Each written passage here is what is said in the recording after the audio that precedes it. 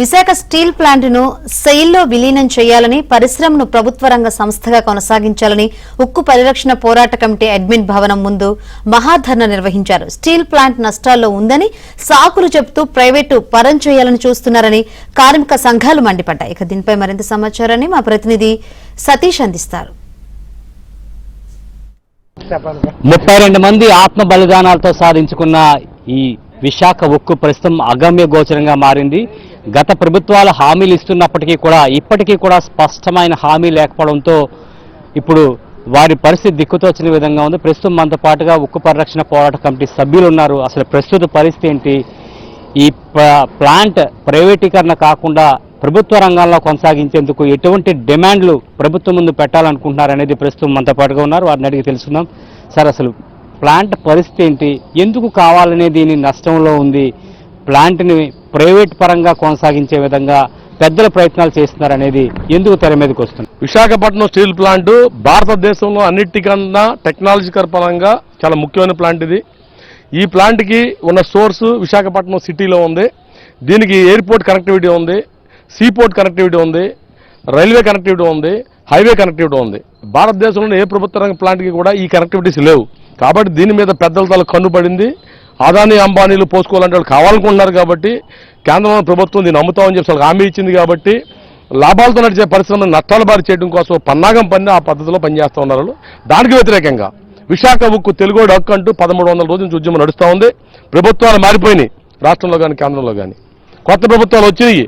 ఇప్పుడు కూడా Visakhapatnam steel plant సంవత్సరానికి 75 లక్షల టన్నుల ఉత్పత్తి చేయాల్సిన చోట 30 లక్షల టన్నులు మాత్రం ఉత్పత్తి చేస్తూ ఉన్నారు.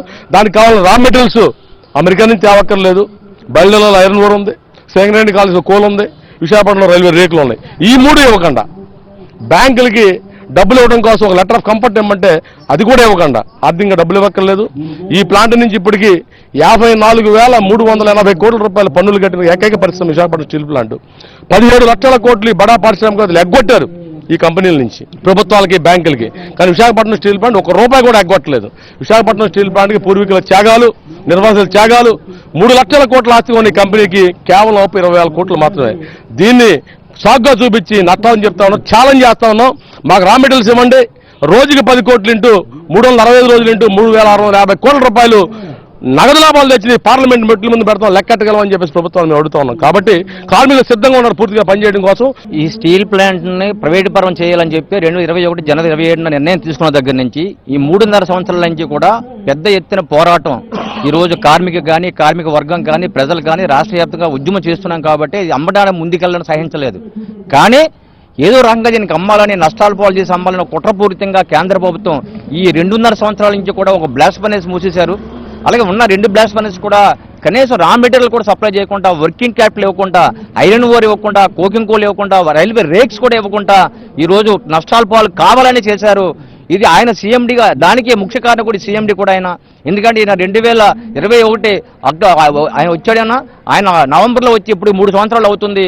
రేపు నవంబర్కి ఆయన కంప్లీట్ అవుతుంది. ఆయన వెళ్ళే ముందు ఈ కంపెనీని మూసేసి ప్రైవేట్ పరం చేయాలని ఒక దురుద్దేశంతో ఒక ఏజెంట్గా ఆయన పెట్టారని మాకు అర్థమవుతుంది. కావాలని చెప్పి ఉద్దేశపూర్వకంగా కేంద్ర ప్రభుత్వం ఈ పరిశ్రమ మీద కత్తి పెట్టింది. దాన్ని ఇంకా కొనసాగిస్తుంది. రాష్ట్ర గౌరవ ముఖ్యమంత్రి గారు, అలాగే ఉప ముఖ్యమంత్రి గారు, ప్రతిపక్ష నాయకులు, అఖిలపక్ష పార్టీలన్నీ కూడా దీన్ని ప్రభుత్వ రంగ సంస్థగా కొనసాగించేందుకు కృషి చేయాలని చెప్పి మీ ద్వారా ప్రభుత్వానికి విజ్ఞప్తి చేస్తున్నా.